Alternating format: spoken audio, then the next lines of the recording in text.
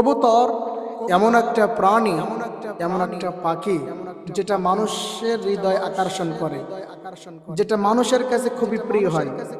দেখেন, আমাদের অনেক মানুষ কিন্তু কবুতরের চাষ করে, কবুতর পাখিটাকে ভালোবাসে, তাকে ভালো ভালো খাওয়ায় এবং কবুতর মানুষের কথায় চলে।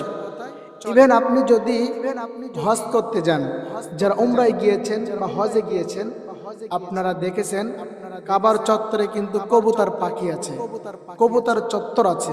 সেখানে কবুতররা খাওয়া দাওয়া করছে, উড়ে বেড়াচ্ছে, ঘুরে বেড়াচ্ছে। কবুতর চত্বর এখানটার নাম। তো কবুতর এমন একটা প্রাণী যেটা মানুষের হৃদয়কে আকর্ষিত করে, মানুষ তাকে ভালোবাসে এবং মানুষ তাকে ভালোবেসে সুন্দর একটা জায়গা করে তাকে পোষে। এই কবুতরকে আল্লাহ রাসূল বলেছেন কবুতর হলো শয়তান। নবীজি কেন কবুতরকে শয়তান বললেন? কবুতর তো আমাদের একটা প্রিয় জিনিস, কবুতর তো আমাদের একটা পছন্দের জিনিস।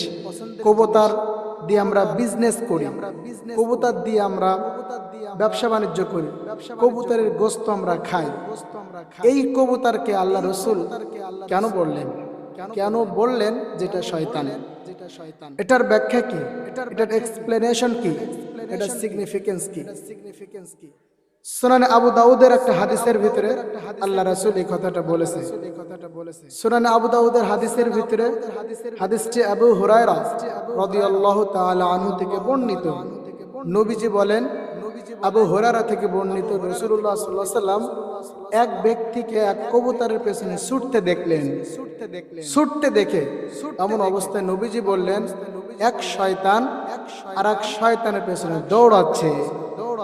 এটার কারণ কি?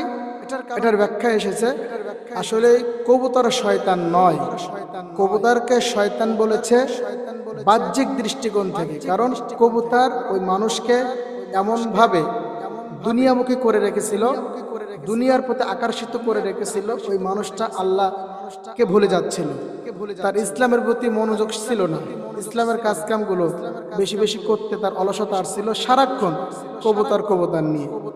ফর এক্সাম্পল, আমরা যখন দুনিয়ার পেছনে কাজ করি, দুনিয়ার পেছনে ছুটে যাই, তখন আমরা কি বলি? এই দুনিয়ার পাগল হয়ে গেছে। আসলে কি আমি পাগল?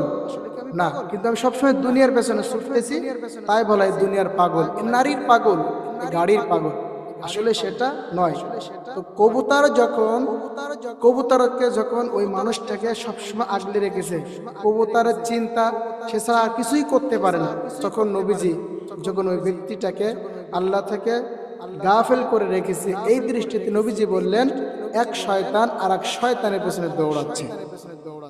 এজন্য আসুন আমরা আল্লাহকে ভুলে না যাই, আমরা আল্লাহর জন্য কাজ করি। আল্লাহ আমাদেরকে তৌফিক দান করুক। আল্লাহ